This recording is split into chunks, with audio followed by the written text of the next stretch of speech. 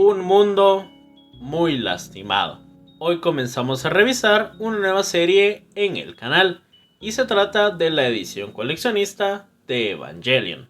Así que como siempre vamos a dar un poco de contexto alrededor de la obra. Y como posiblemente muchos ya sepan, este manga es en realidad la adaptación de un anime creado por Hideaki Anno en Estudio Gainax, encargados también de muchos otros animes bastante reconocidos, pero donde posiblemente la franquicia de Evangelion sea la que tenga más reconocimiento, ya que cuenta con múltiples películas, ovas, spin-offs y reinterpretaciones de la historia. Pero pasando ya al manga como tal, este se encuentra a cargo de Yoshiyuki Sadamoto, quien también es uno de los miembros fundadores del estudio Gainax, por lo que principalmente ha participado en animes, siendo diseñador de personajes, como director de animación o puramente como animador, además de también ser diseñador de personajes para un par de videojuegos. Pero a pesar de la vasta experiencia en el anime, este no es su único manga, ya que también ha trabajado en otros por ahí, aunque siempre del lado artístico. Ahora ya con un poco más de contexto, vamos a pasar a revisar la edición como tal. Y en la portada nos encontraremos una ilustración de Shinji, el cual pues está utilizando una vestimenta algo particular, que veremos pues cuando revisemos un poco más la historia, dejándonos hacia el lado izquierdo, con una orientación también hacia la izquierda, el título de la obra, la leyenda de la edición, y bastante más en pequeño las personas involucradas en el desarrollo de esta obra, quedando hacia abajo el número del volumen y el logo de Norma Editorial. Y como se puede observar, pues el tomo refleja bastantes elementos, algo que pues también se ve presente en la pestaña que acompaña a esta portada, pero que en los elementos de color blanco tienen un texturizado diferente y presentan pues cierto granulado, que tal vez en cámara no se mirará mucho porque es blanco, pero al tacto pues sí se siente bastante por ahí. Sin embargo, esto lastimosamente hace que la sobrecubierta sea bastante más delicada de lo que ya son en realidad, y que es algo que, por ejemplo, si han visto mis reviews de Pluto, notarán también por ahí, ya que tiene un texturizado bastante similar. Y es que justamente este granulado tiende a romperse más que todo en las partes donde se dobla más pronunciadamente, ya que se puede observar por acá donde está únicamente el barniz, si bien sí tiene cierta marca del doblez, no es tan pronunciada como las partes blancas, así que pues deben de tratar de cuidar con el mayor cuidado posible esta sobrecubierta. Ahora ya pasando al lomo, vemos que nos encontramos los mismos elementos que estaban en la parte izquierda de la portada, en exactamente las mismas ubicaciones: título, leyenda de la edición, las personas involucradas, el número del volumen y por acá Norma Editorial. Pero acá está un poco diferente a lo de la portada. Mientras que acá todos los elementos que están en negro tienen un barniz a registro, que en realidad no se nota mucho porque son elementos pues no tan grandes. Ahora el morado pasará a tener este texturizado como de perlitas pequeñitas en la parte del fondo, haciendo así pues diferente a como estaba en la portada, y texturizado que se mantendrá también en la parte de la contraportada, manteniendo el texturizado para la parte del fondo y dejando el barniz a registro en el resto de elementos: el número de volumen, el título, la leyenda de la edición, la parte del ISBN junto al código de barras y el logo de Norma Editorial, quedando así para la pestaña que hacía falta por revisar la misma ilustración que nos encontramos en la portada, solo que ahora pues aquí estará completa y se encontrará en estas tonalidades del mismo morado, aunque pues tal vez un poquito más saturado o más oscuro, a diferencia del fondo. Nos encontraremos por acá el nombre del personaje, Shinji Ikari, y el número del volumen, donde todos estos elementos pues también contendrán el barniz a registro, y el fondo pues se continuará con este granulado, y que de hecho pues por acá se puede notar bastante más lo que les mencionaba del cuidado de la sobrecubierta. Aquí se nota muchísimo más la marca del doblez, e incluso por aquí abajo hay partes donde definitivamente ya se levantó por completo el texturizado que tenía. Pero pues así me vino desde que lo compré, pero sí estoy consciente de que es algo que pasa debido al texturizado que tiene la sobrecubierta.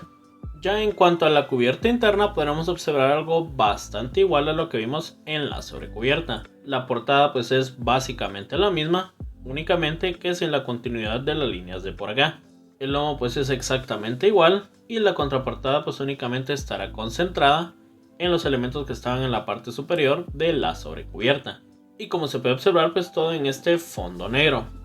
con esta pintura gris que en cámara no se nota mucho, pero tiene cierto matiz metalizado, que en la realidad pues sí se nota que refleja un poquito, aunque pues tampoco es tanto, pero sí lo suficiente para notar que es de este tipo de pintura. Ya en cuanto a lo que es la edición interna, esta contiene bastantes páginas a color, que terminan siendo 16 en su totalidad, y que se encuentra por completo en papel cuché, que no solo se encuentran al inicio del tomo, también hay otras en lo que sería el inicio del segundo tomo de la edición regular, y otras cuantas más que dan inicio a uno de los capítulos que están por ahí, que como lo acabo de mencionar, esta es una edición 2 en 1 de la edición original, y que de hecho viene bastante remarcado en el índice de contenido, viniendo de los capítulos 1 hasta el 12, justamente 6 para cada tomo que vienen incluidos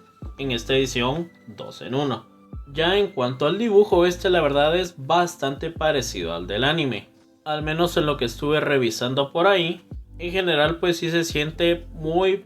parecido, seguramente también porque este autor haya trabajado en la producción del anime, aunque también hay por ahí un par de paneles en donde se nota un poco más la influencia del dibujo del autor, y que hablando del dibujo, el autor no utiliza por acá muchos fondos. Hay la verdad bastantes paneles que tienen únicamente el fondo blanco, pero como siempre hay algunos que utilizan un poco más de líneas de movimiento y diferentes sombreados para acompañar el dibujo principal. Pero a pesar de que no utiliza mucho fondo, no es como que los que aparezcan dejen de ser bastante detallados. Y esto suponiendo de mi parte que al trabajar en anime optimiza un poco más los dibujos que realiza, y que toma una decisión un poco más exacta sobre cuándo quitar o agregar ciertas cosas en los paneles. Que hablando de esto, utiliza un paneling bastante estándar, al menos en gran parte de la historia de este primer tomo, agregando cierto dinamismo en momentos de pelea y utilizando composiciones un poco más complejas donde la historia lo necesita. Ahora pasando al contenido, aquí nos encontraremos en un mundo que vivió un giro bastante brusco, luego de la caída de un meteorito, que terminó generando bastante caos en todo el mundo, y que luego de un tiempo cuando todo parecía ir mejorando, terminan apareciendo los llamados ángeles, siendo también en este momento donde hace su aparición Shinji, quien presencia en primera persona la llegada de uno de estos seres. Sin embargo, esto no era lo que Shinji tenía que hacer ese día, por lo que termina siendo llevado con su padre a una instalación militar secreta, donde básicamente es chantajeado para subirse a un Evangelion, el cual de momento se nos presenta como la máquina perfecta de combate, la cual es utilizada para contrarrestar a los ángeles, y al cual luego de diferentes presiones termina por subirse, lo cual comienza a originar toda la trama que se viene, siendo rodeado por diferentes personas, algunas que lo acompañarán tanto en mejorar su acoplamiento con el EVA, otras que de momento se encontrarán un poco de fondo, y otras que le recordarán las consecuencias que tienen estas batallas para el resto de la población, generando todo esto una carga física, pero sobre todo una carga mental para Shinji. Una historia que, como muchos habrán escuchado o leído, se encuentra llena de simbolismos y un carácter ciertamente oscuro, más enfocado en la parte mental que en la física, y de lo cual todo se ve bastante reflejado desde los primeros instantes de la obra, en una edición bastante buena por parte de Norma, aunque como ya lo he repetido, que hay que tenerle bastante cuidado, y que para mí llamarle edición coleccionista, viendo todos los extras que salieron en Japón y cuáles fueron los únicos que terminaron llegando no solo a España, sino que también a otras ediciones fuera de Japón, ciertamente para mí le queda un poco grande, pero que aún así es una edición muy buena, con acabados bastante interesantes y que, compuesta de buenos materiales, sin duda la hacen una edición bastante digna para esta obra, y que si ya conocen el anime, al menos en lo que pude observar, porque este es para mí el primer acercamiento a esta franquicia, no es un calco como tal, y tiene pues ciertos cambios, más que todo de ordenamiento, pero que de momento no parecen para nada cambiar la continuidad original, por lo que es otra forma de poder vivir esta historia.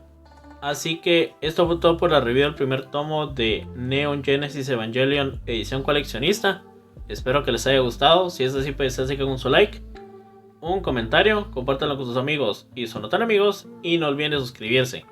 ¡Órale!